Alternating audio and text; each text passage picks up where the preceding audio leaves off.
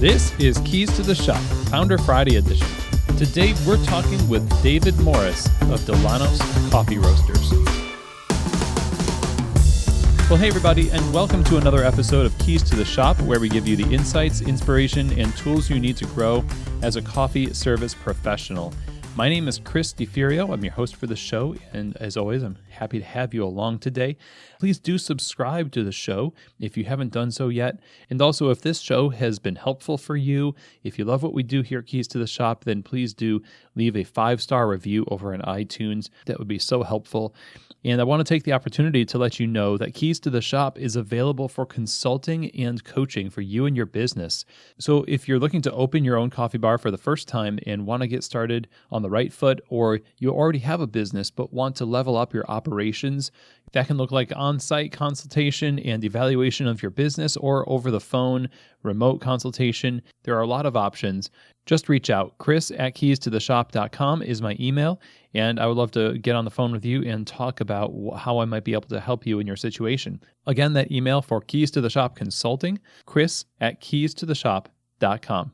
Now, today's episode is brought to you by the amazing Prima Coffee. Now, Prima Coffee is one of the best specialty coffee equipment suppliers because they're not only passionate about curating the best coffee equipment from all over the world, but they're also passionate about making sure that you get the right equipment for your needs. And they're not just about equipping you with equipment, but also with the information you need to use that equipment well. So if you go to prima-coffee.com, you'll see the amazing selection, but also you'll see that they have a lot of resources, videos and blogs, etc., that will help you maintain your grinders, maintain your espresso machines, even make better espresso and latte art. They're all about seeing you be successful in the specialty coffee world, and that's why I love working with them, and I think you will as well. So if you're in the market for commercial equipment for your cafe, reach out to them over at prima-coffee.com. This episode is also brought to you by the world's leader in plant-based performance beverages, and that is the Pacific Barista Series. The Barista Series is top choice for a good reason. They test all of their products in the field with the feedback of professional baristas so that when it lands on your counter, that you're going to have a plant-based beverage that will perform the way you really need it to provide an excellent result for your customers. So it stands up to the heat from the steaming process, and it creates amazing texture for latte art. And also, it really balances the beverage, so it's not overwhelmingly tasting like almond or soy, but it helps focus the drink on the coffee. These are the kinds of things that your plant-based customers are looking for, whether they want the almond, soy, coconut, rice, oat, or hemp. There is something there for everybody, and I would really encourage you to go to their website over at pacificfoodservice.com and check them out for yourself. Get it in your store and try it. Have your baristas try it. I think you're really going to like it, and your customers will too. So again, that website for the best choice in plant-based performance beverages, pacificfoodservice.com. Okay, well, today we're in for a treat. We are talking with the Coffee Maverick himself, David Morris. He is the founder and co-CEO of Dillanos Coffee Roasters.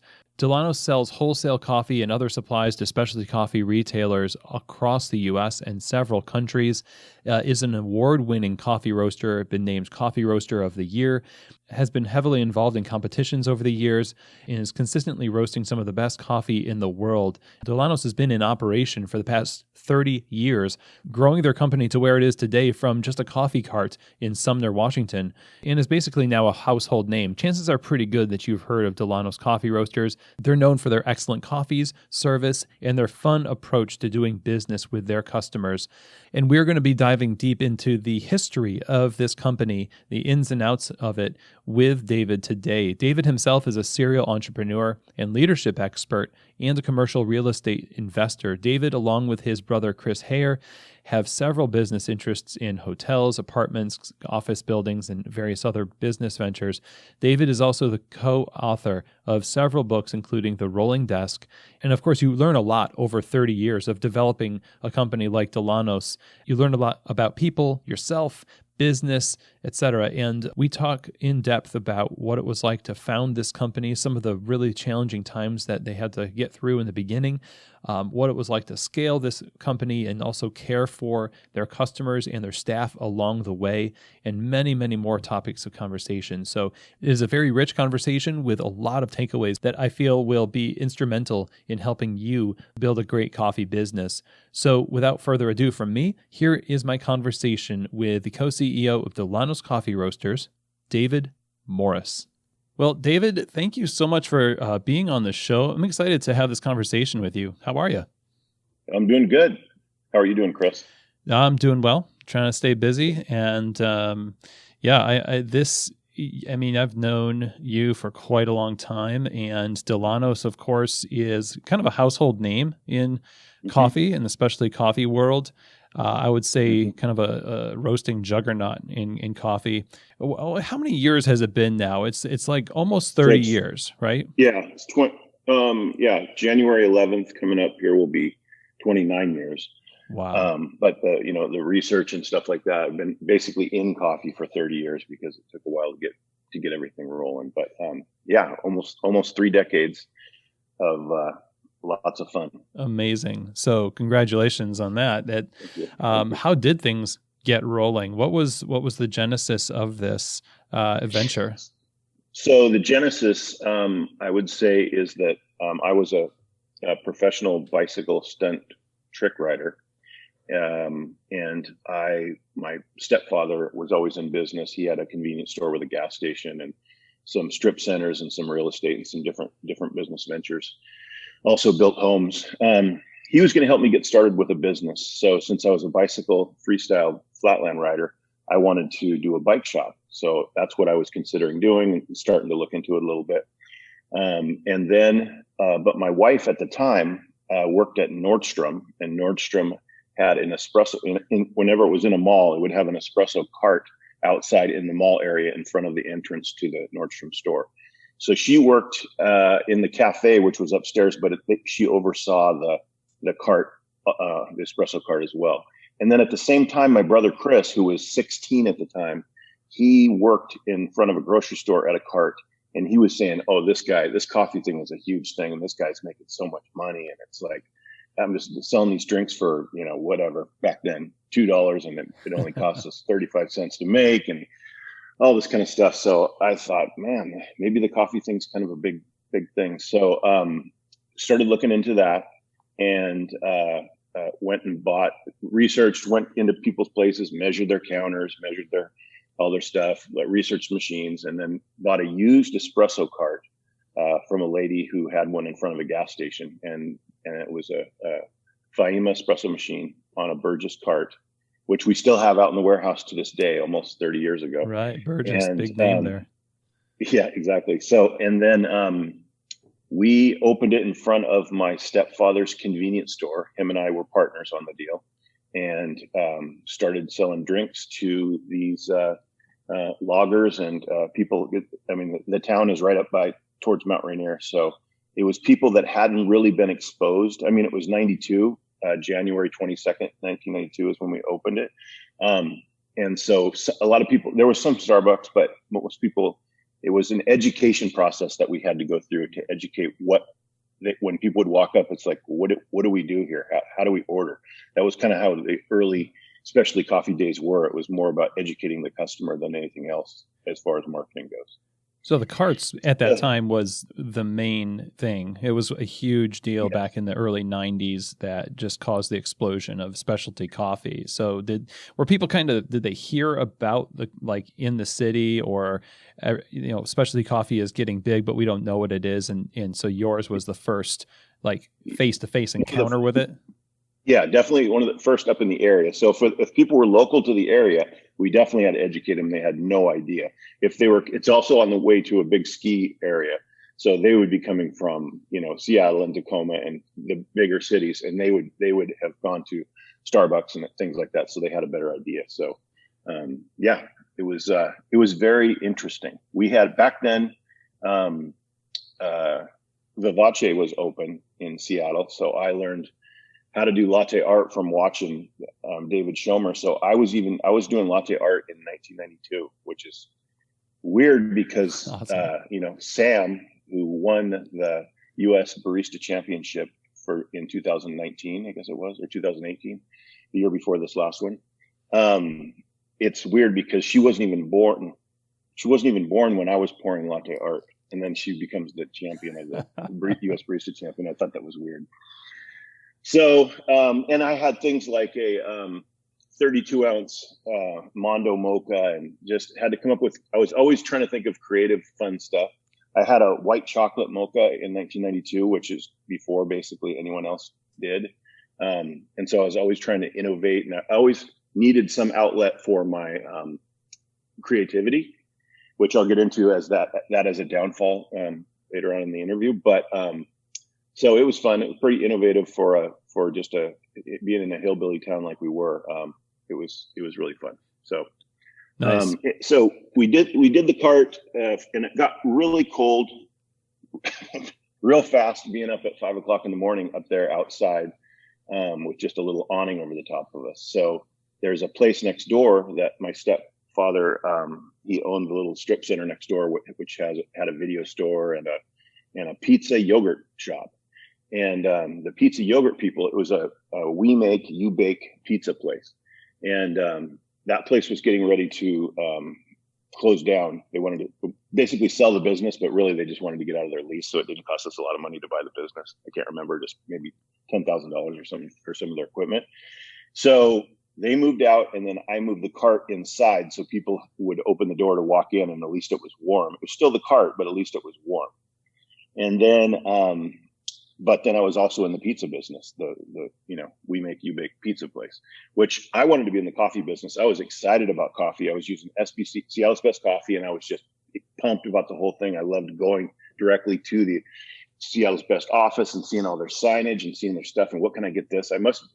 Thinking back, I must have been the biggest pain in the ass to them ever, but it was really fun to go there and just kind of see what's going on in the coffee deal. And so I said, Howard, who's my stepdad, who, he's passed away now, but as my partner, I was saying, I don't want to do the pizza thing. And he goes, no, well, we decided we're going to do the pizza deal, and we moved in and we're going to do it. And I kept complaining about it. And finally he went on a vacation with my mom to Hawaii, I remember. And his convenience store, gas station was called the Sunshine Mart. Very, very 70s, 80s name.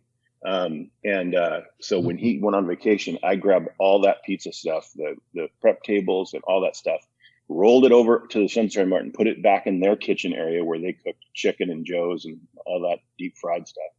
And then I had our sign guy make a sign that said, Sunshine Pizza available here.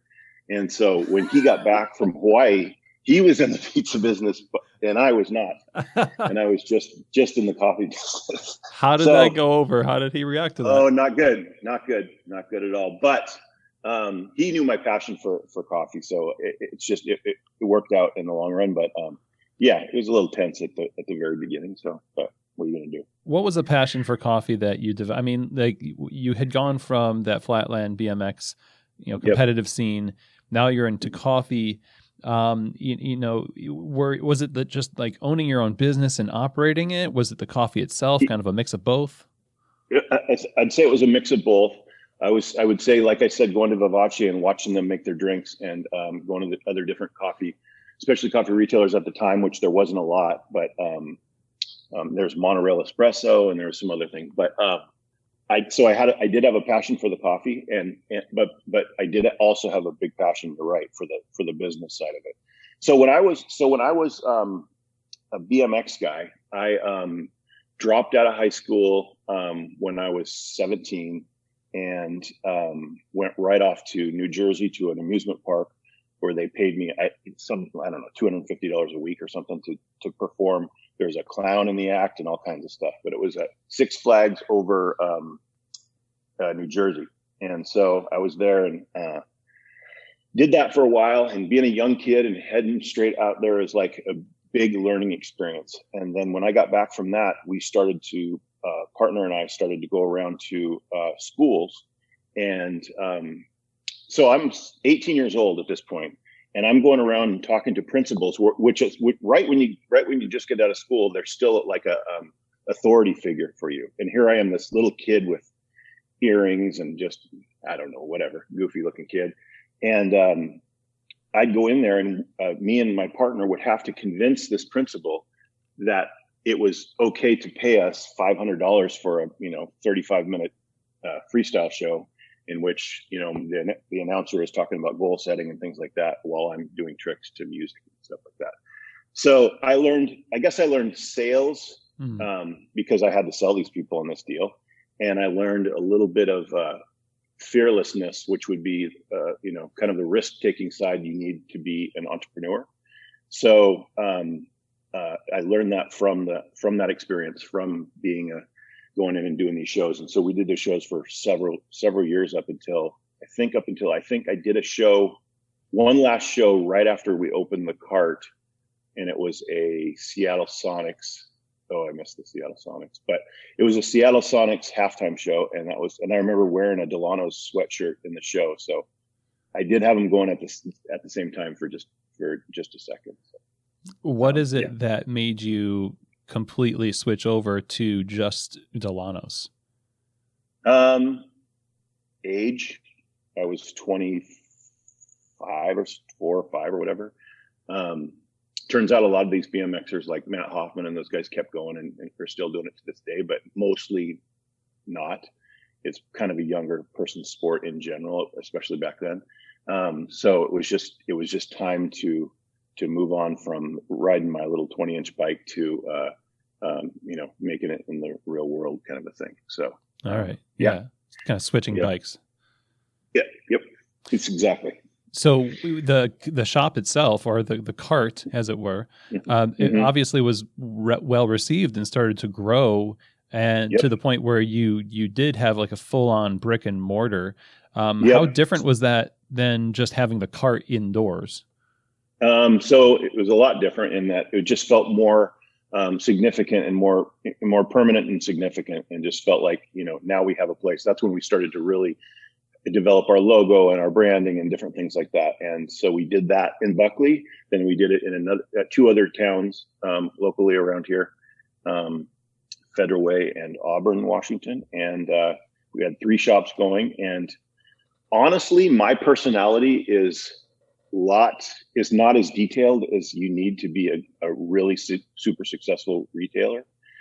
They say that retail is detail, and it's very, very true. My brother, on the other hand, is a detail kind of guy, which I'll get into that yin and yang situation on the roasting side. But I definitely did not want to. I wanted to get into roasting. There's a guy out named Kent Holloway who recently actually passed away. He's kind of one of the pioneers here in the specialty coffee world. I think he started in '89, and he had a shop in Gig Harbor out here with a Dietrich 12K roaster in the corner. And I said, I want to do this. And I'd ride around with him in his Porsche and delivered to his 12 wholesale customers. And I just thought that was like the coolest thing ever. So I said, this is what I really want to do. And I don't want to do both because I just didn't feel comfortable doing both, being a roaster retailer. I just wanted to focus on one thing and do it right. I thought that Seattle's best coffee at the time, I thought with 3 shops that they should be more, they should have been more hands-on, I think, with us based on the volume we were doing for back then, 92, 93, 94 kind of a thing. And so when we were going to do the roasting thing, I said, I want to do a wholesale roasting company, and I want to be like a consultant to these people and help them with their branding and help them be successful in more of a way than I felt like I was getting. They were fine. They're a fine, vendor, but I thought that there could be more. I thought there would be room in the roasting business for someone who does a little bit more. So that's what I did. So we were riding around one time in his Porsche, and I said, you know what? I'm going to order a Dietrich coffee roasting machine just like you. And he goes, oh, cool. Like, blah, blah, like, yeah, right. Whatever. And he goes, yeah, I'll even help you get it, learn how to do it once you get it. So I took that to heart, and I ordered it and I had it installed and all that stuff. And then I called up my friend Kent, and I said, hey, Kent, I got it all installed. And you said you wanted to help me come and learn, teach me how to roast coffee. And he goes, yeah, that's not really going to work out. So so this is at the very end, and this is after.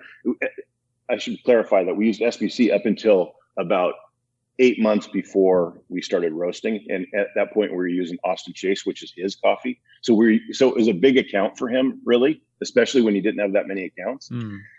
And I think today, when people call up and say, you know what, we're thinking about roasting our own coffee, and it just like kills you. It's like, you guys are a big account for us. Come on, don't do that deal. And he must have been thinking the exact same thing, but I was so clueless. I didn't even put that together that would be a big account. That's a big account for him. So does that factor in today when people like even now call up and they do that, because people do that all the time? Yep. Does that give a little bit more empathy towards them?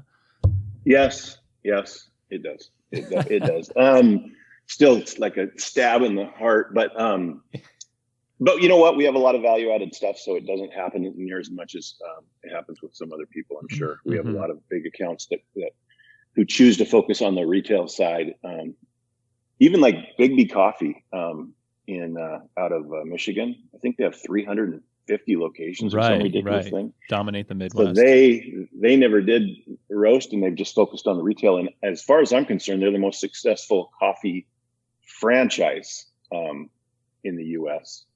So ended up learning some roasting from Stephen Dietrich, and just trial and error, and some of the green bean people, and just lots of practice before we started actually selling the coffee wholesale. And we chose to be very simple from the start, which was just have Dylan's blend, which is our main super smooth, blend. And back there, it was an alternative to Starbucks that was, it tended to appeal to a broader audience. It wasn't near as light as some of the coffees, are today, but it was still light for back then, when everyone thought espresso was supposed to be a dark roast, basically. And then, so we just had the Dylan's blend, and then we had, we roasted Dylan's dark, and to have a competitor to Starbucks type thing. And that was just called Dylan's Special Dark. And so same exact blend, just roasted differently. And it was and then decaf in it. So that was it. So our target market wasn't anything but, espresso, especially coffee retailers exactly like us, where we're selling 5-pound bags to them every single week with great service and helping them learn what we learned from the retail business. So when you're roasting now for yourself, you're serving your own cafes, you're providing your own cafes this roasted product, and you're starting to build your wholesale accounts. And all the stuff that you learned from the retail world didn't convince you. I mean, your experiences in the retail world taught you a lot, but it taught you enough to know that you wanted to kind of transfer into wholesale. How did your experiences running your shops and serving customers, et cetera, and being a wholesale customer yourself, make it a clear decision for you to say, you know what, we're not going to do retail anymore. We're going to go into wholesale only? Okay. Because I guess it's because I learned, like I said, that I wasn't a great retailer. And I really learned it when we started roasting, because it was really hard to do both. And I learned that I was a really good sales person when I started selling to other coffee, especially coffee retailers. And I just loved that interaction more than just the daily interaction. I mean, I always loved interaction with people, but longer, meaningful relationships instead of 30 seconds a day was more important to me at that time. And I think that helped lead the decision. And then my brother Chris, about around that same time, turned 18 and was out of high school, and he wanted to join Dillanos. And he had saved up some money, and so he invested $10,000 to own a third of the company. And I had just gotten a divorce, and so we sold the shops as quick as we could. And so we could focus on wholesale. And then on the other side, we had the cart, then we had the cart inside the place, then we had more of a permanent place. And then on the other side of the gas station was this 1,200 square foot warehouse type space that was used as a fruit stand. And at this point, they wanted to leave. So we took the roaster and moved it into this fruit stand deal. And it became Dillanos Wholesale roaster, and we went from Dillanos Coffee Bar to Dillanos Coffee Roasters. But I had just gotten a divorce, didn't have a place really to live, so I slept on that floor of that roastery for about a year. Wow. Living there, we installed a shower in the place, and I ate. I literally lived on the Joe's and chicken that I referred to earlier, all the deep fried food that you get at a convenience store. That's basically what I lived off of. Maybe some beef jerky, Maybe some pizza also, thanks to yeah, you. and a little bit of pizza. Got to get that in there. So slept on the floor and Chris joined, and we both decided to pay ourselves $500 a month.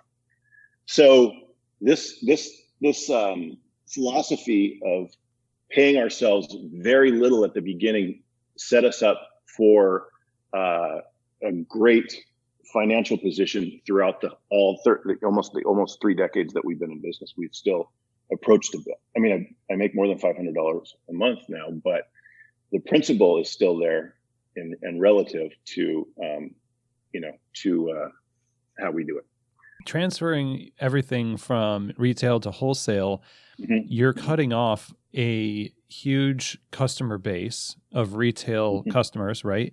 Yeah. I mean, what was the reception like to this? Like, were you worried that the brand would be taking a couple steps back because of this and that you would need to rebuild it?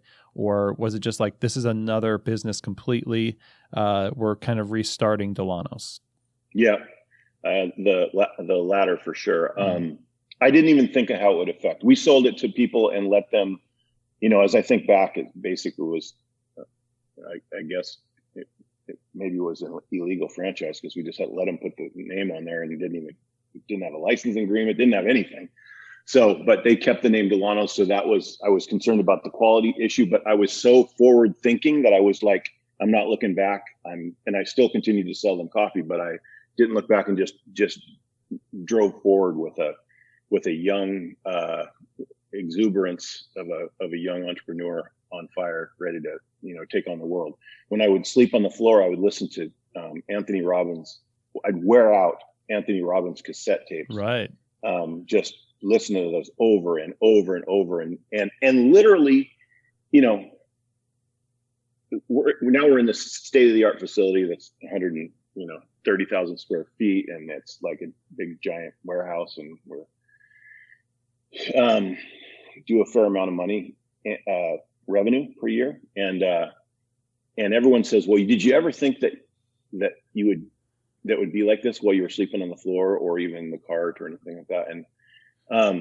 And I got to be honest, so when I was sleeping on the floor, I didn't see it exactly like it is, but I did see this kind of, even back in the mid 90s, I kind of already saw it, and almost, I wouldn't say willed it to be or anything. That book, like The Secret, people think you read that and you just, The Power of Attraction, and it's like a magical deal. Well, it's not magical. It's you become what you think about, because you're constantly thinking about something, and then you're able to notice when opportunities arise that can help make that thing come true. Yeah. So it's the harder you work, the luckier you get. It is luck, but you kind of made the luck. So that's the thing they say. You get you see a green car when you're shopping for a green car, and you see it everywhere. Or you're pregnant, and then you see pregnant people everywhere. That reticular activating system is activated. Exactly. RAS. That's it. I mean, all the books and all the cliches and all that crap is all true. Yeah. So read books, guys. Yeah, because I've read a lot, literally thousands of books. So yeah, and going back to the bike thing, and the only reason I became a bicycle stunt rider is because my obsession with Evel Knievel as a kid. My dad took me to a couple of his jumps, and we went when he tried to jump the Snake River Canyon in Idaho, and he didn't make it. We watched that on closed circuit TV, they called it, so it was live in like an auditorium, in black and white. But I got to see it, as it happened. Wow! And it was great. So I used to have these, and I'd read all these books from the school library about Evel Knievel and his wife named Linda, and he has a kid, Tracy, and Kelly, and Robbie, obviously, who became a jumper guy too. And I'd read these stories, and then I would dream at night super vividly that I knew Evel Knievel, and I was friends with him, and I knew Linda Knievel, and I knew the family and the whole deal, right? So I probably dreamed that dream, I don't know, 50 times. And each time I'd wake up, and this happens with nightmares sometimes, but you wake up and just for a split second, you think it was real somehow until you kind of snap out of it. And that happened every time with the Evel Knievel thing. I mean, weird specific things like, I don't know, it's just so weird.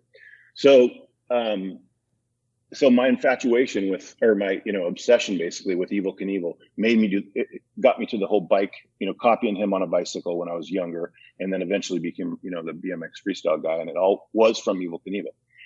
And then about 18 years ago, they have this thing called Evel Knievel Days, and it's in Butte, Montana. And it's where they bring a bunch of stunt people together and all this stuff. And they have stunts and they have food, and it's like a festival, like a street festival, but it's based on Evel Knievel stuff. And my dad called me up, and he said, "Hey, watch this thing on the History Channel. They have this thing called Evel Knievel Days." So I watched that, which means I missed the very first one. But then I said, "Man, I'm going to the second one for sure. I can't believe this is even a real thing." So I went there and went to the place where they're selling T-shirts, and there was a guy there that had one of the old toys that you wind up toys that the little Evel Knievel motorcycle that you can jump and stuff. And I was going, I had several of those as a kid, and I want to buy that. So he wanted like $200 for it or whatever. And he goes, "Hey, and Evel Knievel can sign it," because he's right over there. And I look over there, and it's freaking Evel Knievel signing people's stuff. So I go, "Okay." And he goes, "I got to run to the car while I'm parked down by the uptown or whatever. And, but you want to just sit right here and hang out?" And I go, "Sure." So I sit back behind this table, and this person offers me, she goes, "What are you waiting for?" And I go, "So-and-so is going to get me a toy that I'm buying." And she goes, "Oh, you want a beer?" And I go, "Sure."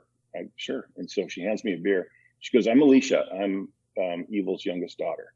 And I go, "Oh, this is so weird." And so I talk to her and become kind of like fast friends with her. Not in a stalker way, but it's like, holy cow, I've been dreaming about this whole deal. So, and then Evel ended up signing it, and I ended up becoming friends with the whole family, and then going to after Evel Knievel Days, they'd have a family reunion, and I'd go there, and pretty soon just kind of became part of the family up until just recently. Evel's granddaughter was our nanny. She moved back to Butte just recently, but she was our nanny, and they've all been to our house, and it's just, I don't know, it really became true. So it's like I almost willed it into existence type deal. And then I had a tattoo. Yeah, I had a tattoo with the Evel Knievel #1 sign, and I left the bottom blank, knowing that I would get him to sign that arm someday. And I did that before all this. And through Alicia, I went to up where he was staying in his motorhome, and he signed this little deal, and I had it tattooed. So I have a Evel Knievel's real life signature on my deal. And he gave me $500 at the time. And it's like, "Here's $500 for doing this." And it's like, okay, this is weird. And then I cashed the check. It's like, why in the heck did I cash that check? I wish I still had the original check uncashed. Did I really need $500 back then? Probably I did. Anyway, that's the story of the Evel Knievel thing. That's amazing. When you tell that, I'm thinking about, just because I understand completely what you're talking about. The focus that you have in your business and in your life, you recognize opportunities, and that focus allows you the courage to take a first step in the direction of your dream. And people, we had somebody on the show a little bit ago, Founder Friday, for Franny Lou's Cafe, Franny Lou's Porch. Same thing. She dreamt about opening a coffee bar, and she just kind of was gung ho into it. And she said, "No, this is what I'm doing, and I am gonna just recognize this as an opportunity and just walk through that door." So that's really amazing. Absolutely. Yep. So as you're sleeping on the floor, and as you begin to transition into the wholesale provider, the roaster, and you start to see that it's doing well, you and your brother are now, you said that there is kind of a yin and yang going on Yes. there. Describe how you organized yourselves and the learning curve in that, because now it's not about customers and it's not necessarily about staff the same way as it was in retail. And now it's kind of just you all Right. and your clients. So talk about that transition, that learning curve, and how you ended up organizing yourselves so that it was harmonious and not necessarily butting heads all the Yes. time. Okay, so harmonious is definitely not a word I would use to describe the early days of Dillanos Coffee Roasters with David and Chris, because while I'm the dreamer, we didn't call it back then, but I'm kind of the visionary, and he's kind of the integrator, and we didn't call it that back then, but that's really what we were. But we were both trying to do both, and it really was lots of, especially when we moved to a new location and we had offices and stuff. We'd be fighting in the office and swearing at each other and throwing notebooks and just, I'd go so far on one side that he'd have to overdo his attitude to try to make up for my deal and vice versa. So eventually, after several years, we realized that here's my strengths and here's your strengths. You do that and I'll do this. And it worked out. That's harmonious. The harmonious business really started to happen. And what also happened is that I would learn so much from him and he would learn so much from me. We've come back around to both of us doing both things again. I'm very much into the finances of the company and into a lot of the operation stuff.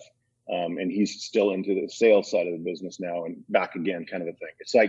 It's like we went so long and learned about each other so much that we kept it separate, kept with our strengths, that our strengths expanded to be, so there's a little more crossover, and it's a healthy crossover now instead of a uncomfortable crossover like it was for a while there. I mean, his dad, which is Howard, my stepdad, he was our third partner, the guy I started with, and he'd have to break up Chris and I a couple times, not literally fist fights or anything like that, but very uncomfortable frustrations with each other. So, did that give you sort of the groundwork for how you develop your people now in their strengths and recognizing similar types of potential friction in interstaff relationships and organizing them appropriately? Yes. So we recognize that there's different types of people. We don't actually take a test anymore, like a Myers-Briggs or anything like that, but we do have a extremely rigorous hiring situation. I always say we don't just hire warm bodies, we hire cool people. But by cool, I mean that they are, we have the Dillanos 22, which has all these goofy questions that don't seem to make sense, but they're all based on our 11 core values. So you get a lot out of hearing these people's answers to these questions that don't seem to have anything to do with business per se. And then we do all kinds of things we have over the years. We've specifically had other people in the room trying to distract them by being noisy and loud while you're having a one-on-one interview with them. We've had lots of group interviews. We used to have this guy named Max with a Southern accent who would call and ask these 7 questions to see if they even qualified to even give us a resume in the first place. Basically, they just, inquire about applying, and this guy named Max would call them up. And Max was me doing a fake Southern accent. And it was so fun to do that. It was almost like undercover boss deal. And then we'd get him in here, and after we'd hire him and stuff, and they go, Max was David, right? What? No way. Are you kidding? It was pretty funny. So it's turned into more sophisticated now, and not me just joking around. It's we have certain questions that we ask, but it's just from the HR person. But anyway, we help people make friends and have fun has been our mission statement for all these years, and we really took the have fun to the limit. And by having fun, it's not screwing around the whole time at work either. It's not fun to have people messing around and not getting their work done and having it go on to other people and stuff like that. Having fun means having fun doing your work which makes it fun for everybody. So people aren't getting stuck staying overtime, and everyone else gets to go home. So we try to do that the best that we possibly can. Culture has been very important, and I would say culture fit for the last 20 years for sure, over 20 years. Culture fit has definitely been the number one criteria for us hiring somebody, because you can teach them. You can teach different skills, but you can't teach integrity and just different personality traits that are ingrained in people. They got to kind of fit in. Our new evaluation program process that we do 4 times a year now. One of the questions on there to the employee is, do I actually belong at Dillanos? And it gets them to contemplate, is this still a place for me? Because it's fine if we're a stepping stone in someone's career, we are 100% fine about it. We don't get angry. We don't try to beg them to stay. We don't do any of that stuff. If we could be a stepping stone, we miss a lot of people sometimes, but the good people tend to stick around, and we have lots of long-term 17, 18, 19, 20 year employees here. It's culture first, and then we teach the rest. Why go through all this trouble, and how did that come up? I mean, did you just come out of the gate saying, like, when you first hired your first employee, when it wasn't just you and Chris and Howard, and it was like, okay, we're going to make sure this person's really good? Or did you go through a string of just, man, I don't know if we should have hired that person, or these people are not right, and let's make sure that this never happens again? Like, what was the genesis for developing such a robust system like this? So the genesis is that from the very first employee, we started having a Monday morning meeting, because I felt like, and Chris felt like, that would be a way that we'd really get to know the people. And the Monday morning meeting would be, it started out as just a book review. And the first book was How to Win Friends and Influence People by Dale Carnegie. And that's, basically the classic book from the 40s or whatever, that I've read a million times, that just tells you how to get, basically how to get along with people, and how they would react, how excited they would be to read that. Kind of gives you an idea of how they're going to be as a person, how much they care about human interaction and all that stuff. Because that's, relationships with our customers is so important that, having an attitude like that book teaches, and many other books teach, is really super important. So at the very beginning, it was just having that book review, and that's kind of how we taught, I guess you'd say, people skills and how to fit, kind of in our culture, basically. And then that Monday morning meeting, well, it's been Tuesdays, Wednesdays, Thursdays, Fridays, all different days over the years, or no day. During COVID, we've had none, but generally speaking, it's the whole staff getting together. So we have, I think, around 90 people now here at the roasting facility.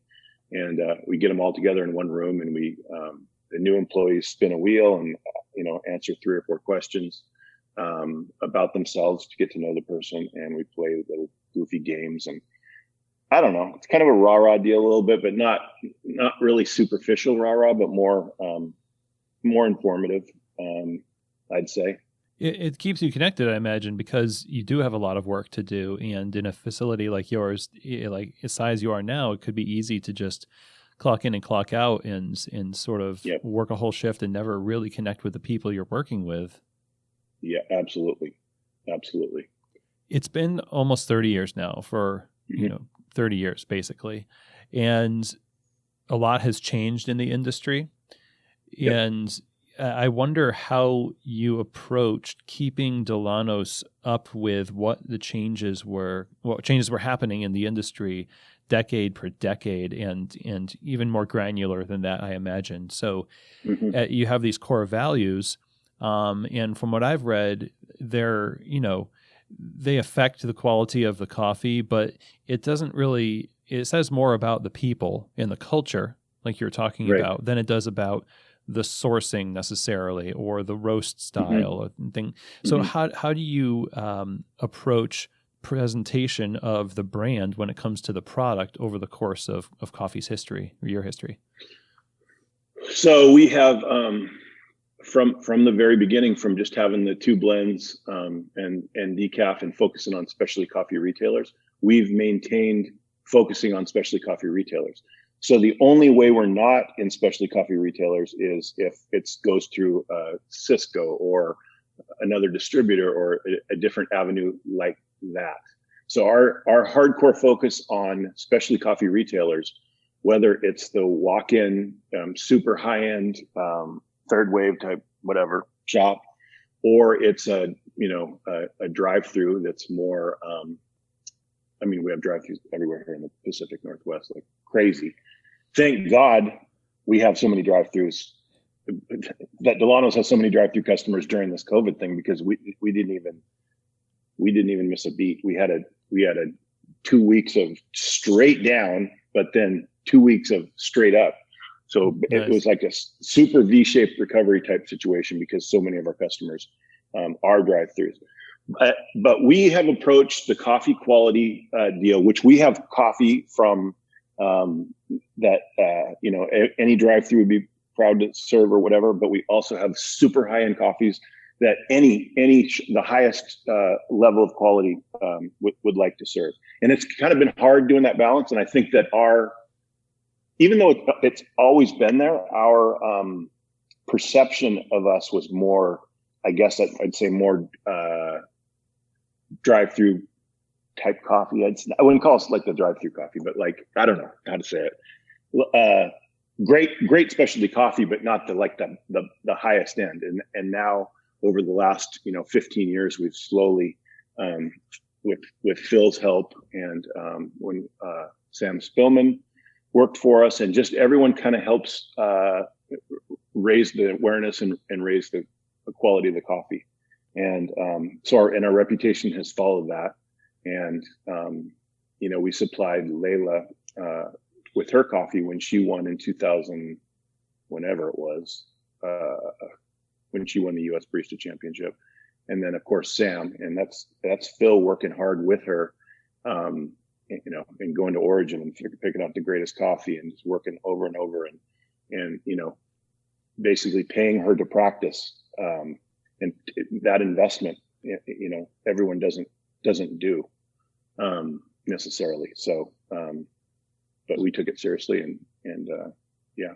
So why create that kind of a spread of product? Was it market demand that you saw your retailers were saying, hey, we notice these Cup of Excellence lots, we notice competitions, and you're like, okay, you probably right along with them are seeing this, and now it's evident that your business needs to kind of embrace it even more than you had maybe even thought you were. So was it just that market demand? Yes. So you can't be everything to everybody, right? Everyone you hear that all the time. But you can be great specialty coffee and outstanding specialty coffee. You can do that. You can't, it's hard to pull off the hospitality grade, horrible coffee and then also pull off the super high end. But as you move up the deal, you can do several at once. You just can't go from one to the other. And some of the bigger companies over the years have really done a lot of hospitality type coffee, and they never quite get perceived as an actual specialty coffee. No matter, even if they have good coffees, and they unfortunately most of the time they don't. But even if they did, they would have a hard time selling that on the person. And we've been a big believer in our coffee being the exact quality that our customer base needs to be successful. Now that you are, you have such a spread of different types of coffee for different types of customers, and you've got a larger staff, and you've got so many different projects going. You said you have 90 people, this large facility. Mm-hmm. What kind of, what would you say is the key to your scaling successfully? Because not everybody can pull off growing to that degree without incurring a fabulous amount of debt, or just getting too big too quick. Like what's the secret to that scaling successfully? So the secret to the scaling has been I would say our cash position and our cash philosophy over the years. I told you we paid ourselves $500, and obviously we don't make that now, but we still have that same thing. And always having cash available lets you take advantage of opportunities and lets you get the right equipment in place. If you go through a tour of our roastery, we always have super high end equipment. It's not a junky used, junk factory, junkyard. It looks like a clean, classy, amazing place. And our offices have always been like that. And that's just how we think. We buy the best stuff, but we keep cash on reserve to take advantage of opportunities as they come up. That's how we've been able to scale. So I think as of right now, we're completely debt free. Even with the size of your operation now. Yeah. So to be clear though, the building is separate. So we do owe money on the building, which is a separate thing. So and we have debt in some of our other companies and things, but Dillanos Coffee Roasters as a company is debt free as of right now. Not into our line of credit at all. Have more cash in the bank than any loans, that type of thing. So okay, it's a good position to be in. So especially if you have to take the COVID thing. I mean, when the COVID thing first happened, it's like, am I going to go back to sleeping on the floor? I mean, what is happening? This is the scariest thing I can ever imagine. Like right. A couple days there, it was like, I am frightened that, what's going to happen here type deal. The uncertainty was frustrating, very frustrating. Yes. And it has been and I feel so bad for the businesses that, had to stay closed because they weren't deemed essential or walk-in coffee shops had a really hard time. And I heard your podcast with Bob Phibbs and he gave some good advice, but good advice. And the problem is if people don't have the philosophy to keep extra cash around and live like that, then they're going to run into these things. And they're always like, I mean, restaurants in general are notorious for being like a month away from being out of business. Basically, yeah. It's a tough racket, and a coffee, walk-in coffee bar is a little restaurant, and it's not easy, and I feel really bad for those people. Yeah, we had somebody on the show talking about that, just the idea of like you can bail yourself out in the future by creating like a waterfall approach to savings accounts, and then you've got people out there who are writing books on stuff that like Mike Michalowicz of Profit First book. So you're not constantly just putting money into the shop and not setting any aside, but yeah, coffee bars it seems like for all intents and purposes have taken their cues from the cousins in the restaurant world. Yep. And with that comes a lot of baggage, like financial baggage. Right. Yep. Basically, delayed gratification is how to start a business. And I naturally don't have that in me necessarily, but Chris does. So that's really one of the big things that my brother Chris has brought to the table. He's been awesome. We're so, I won't go #blessed for sure, but we are, but it seems like we are. It's just like, well, whatever. Like I said, harder you work, the luckier you get. Okay. So you now, when people will be able to talk to you guys, but when they're interacting with Dillanos, you've got this large team of delegated staff. Yep. All these people are leading in different ways. They're workers at different parts of the company. So I wonder how you mentioned the meeting that happens on a weekly basis, but beyond that, what does it look like to develop leadership so that that down to the micro level within the organization, that people are leading well and being led well and are happy in what they're doing, both as leaders and people who have leaders? So a lot of quick meetings and a lot of communication on a very regular basis.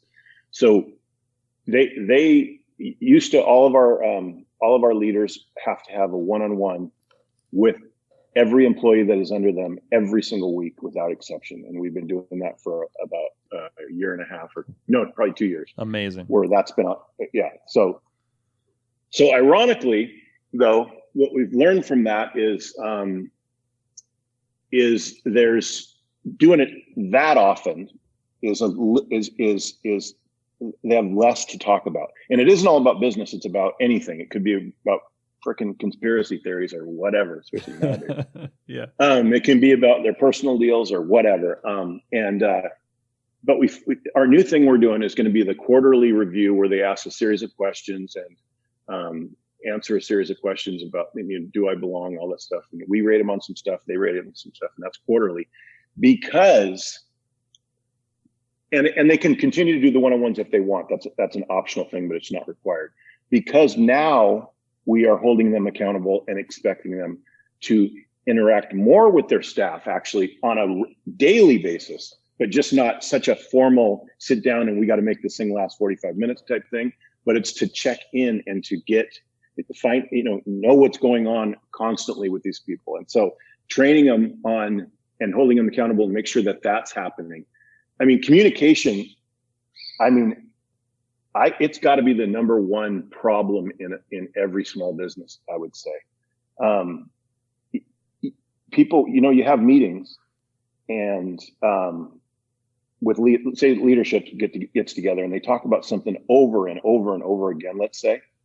So they all know it good, and they expect that magically somehow that communication gets transferred to the people that are under them because you've done it 100 times. So then you just tell them once and then that's the end of it. No, you got to do the same 100 times with them, not literally 100 times, but you have to constantly communicate over and over and over and over and over again.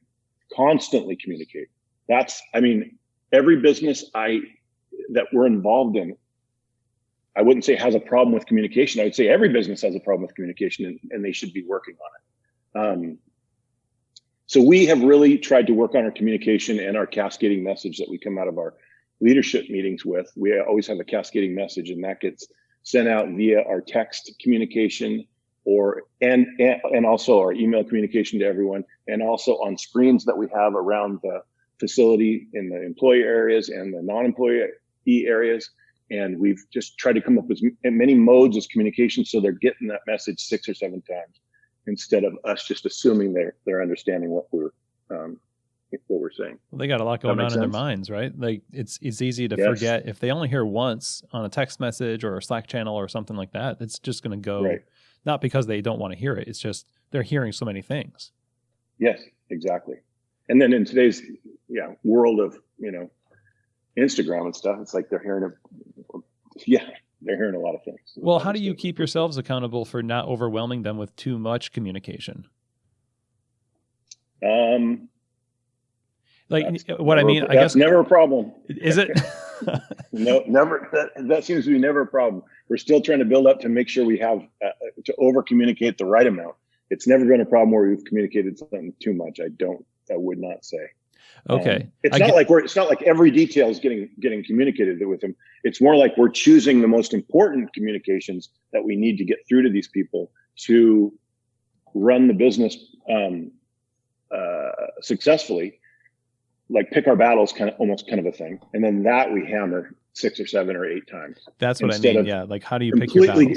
They're not getting text. They're not getting text every day or anything like that. During COVID, we've had to reiterate different masks as they've changed, as the governor has changed his mind, and now we are wearing masks, now we're not, or whatever. We've had to communicate that stuff and keep everyone. I think we've done a really good job on that. And that's been a little more often than a normal cascading message. But that's just specific to our crazy times that we're in. I like that term, cascading message. And that's kind of what I was getting at is like, because there's an infinite number of subjects that you could communicate to somebody, how do you go about selecting the right message to repeat and communicate to people so that it's ingrained? Like, how does that hierarchy get formed? So we have an 8-person, or no, how many people are in that? 4, 5, yeah, 8. An 8-person leadership meeting called an L10, and it's a program called the Entrepreneurial Operating System, EOS. This guy named Gino Wickman wrote a book called Traction, and this is like kind of his program. And we use this as a format to literally run the entire business. So as we've gotten bigger, that it's like Chris and I are not here as much as we were before, I would say, just because we have other businesses and we have a lot going on. Kids are getting older, all that stuff, and just doing things with them. So EOS helps our leaders, helps us all to get on the same page. But we don't usually miss Chris and I don't miss the EOS. I mean, really nobody misses it. That's the one meeting Thursday at 10:30 that you don't miss, and that is where we come up with the priorities and the messages. And at the end of it is, what cascading message are we coming out of this meeting with? And everyone agrees on what cascading messages are important to come out of it. So it takes you through a whole series of objectives and goals and to-dos and all that stuff, and it keeps you on track. I'd highly recommend the system, and you can just read the book Traction by Gino Wickman, and you can adopt some of the things. We chose to use a kind of a consultant guy that comes in and helped us kind of kick it off and get it going. But yeah, I love that you're referencing so many books and you're using outside people, and you're sort of always developing these things, because a lot of leaders just try to hack it on their own, and then they blame other people for their lack of success. They say things like, it's hard to find good people, not it's hard for me to find good people, or what I mean. Like, having those outside perspectives influence your thinking, it seems like it really helps you stay current, develop along with your business, and your business is obviously benefited from that. So that's amazing. We're not afraid to take other people. I mean, these people, just in one book, you get one thing out of it. It's like, really? That cost me $15 on, or $12 on audible.com. And I got this one thing out of it is worth tens of thousands of dollars. And they've took a lifetime of experience and put it all into this book. Of course, why wouldn't everyone be reading hundreds of books and getting all that knowledge? That's the whole deal. That's like a secret shortcut, man. Do it. And your customers, you pass off that benefit to the customers, because your balance of having these meetings and having a well-chosen message that gets very well communicated is balanced. It's balanced with that culture that keeps everything also in check, like the frequent communication on the line, on the ground level. Your customers must benefit from some clarity when they interact with your roasting staff or your wholesale staff. Do you find that as you've grown to embrace these different ways of communication, that you've seen your customer service improve as a result? Yeah. So yeah, on the customer service side of the thing, what we've tried to do over the years is, how people say under promise and over deliver. Right. So that's great, but how do you know you're over delivering or not? So what we try to get our salespeople and our business development people that are out in the field with people to clarify from the very beginning of the relationship is exactly what a successful relationship with Dillanos Coffee Roasters looks like to them. And if it's something that is outside of our thing, we need to and have to say, that is awesome that's what you want, but if you want that kind of a thing, we actually aren't the best fit for you on that. So it's clarify specifically what success looks like in a relationship with a customer, and then us answering honestly if it is within our customer service window to be able to exceed those expectations. And it isn't always that. And it's hard to say no to a customer. And we've fudged a little bit and made our window a little bit bigger once in a while, and it works out okay. But if you make it just too much bigger, and it's like, okay, we want this, but we want the label here and this and that and that. I mean, we do a lot of that because we're, literally 80% private label, something like that. So we have a lot of flexibility, but we can't do every single thing. And it's important, again, to establish the expectation and then be honest with them and ourselves as to if that fits in our window, so we can perform and be a great partner for them. Well, what do you risk when you say yes where you should have said no? You risk upsetting the apple cart out in operations and declining the level of service that we're able to get people that do fit within the window, and then you're in big trouble. It's worth it to miss a few things or even fire a customer, which we've done a few times, not a lot, but if it affects the rest of the, it's like getting rid of an employee that's kind of a cancer in the organization. It's the same thing with employees and with customers. If they are affecting your ability to work with the other people, then they need to go. Right. And it's the same with the customer. Oh, we need to go, or we need to say, hey, we can't do that. And it's just, we're getting better and better at. It's always a constantly evolving thing. So I don't want to sound like we're so great at any of the stuff I'm even saying. We've obviously been in business for almost 30 years, so we're doing something right. But we're constantly, like we said earlier, constantly looking to improve our business, and everything can. You have to keep getting better. You cannot sit still, or you get worse. It's just the way it kind of works. Yeah, amen to that. So in these now 30 years of business, how have you changed? Kind of a wide open question. And what would you have done differently? And I guess you could take your pick at any point in your history, but when you look back over the years, what really stands out? So what I would have done differently, it's that I wish I would have stayed in my own lane, or we would have stayed in our own lane more often. We've been in the cigar business. We've invested in some technology businesses, some internet stuff earlier, a video game startup, all kinds of different things. And what we've been successful at is coffee and real estate. And that's it. So, and by coffee, I mean the coffee business. So we have Chris and I are part owner in a syrup company in Cleveland that makes our Barista 22 branded syrups. So we bought into the company so we could, control some stuff and say we're making our own syrups. But that's part of the coffee business. Yes, it's selling sugar water, but it's also selling into the specialty coffee business. But cigars were nothing to do with coffee, and it was a miserable failure. It was kind of fun, but it was basically a failure. But we're invested in a bunch of hotels, and they've been successful, which is real estate.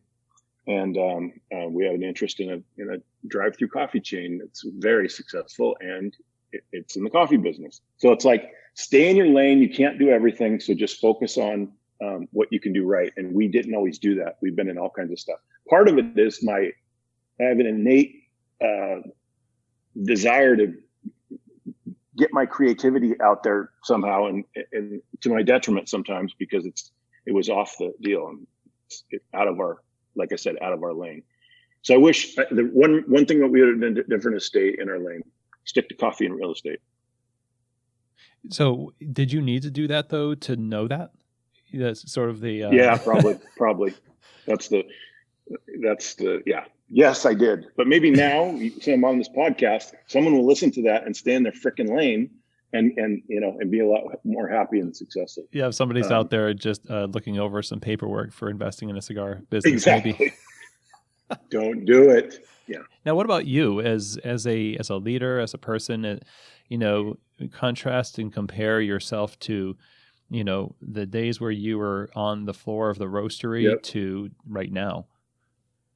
So I become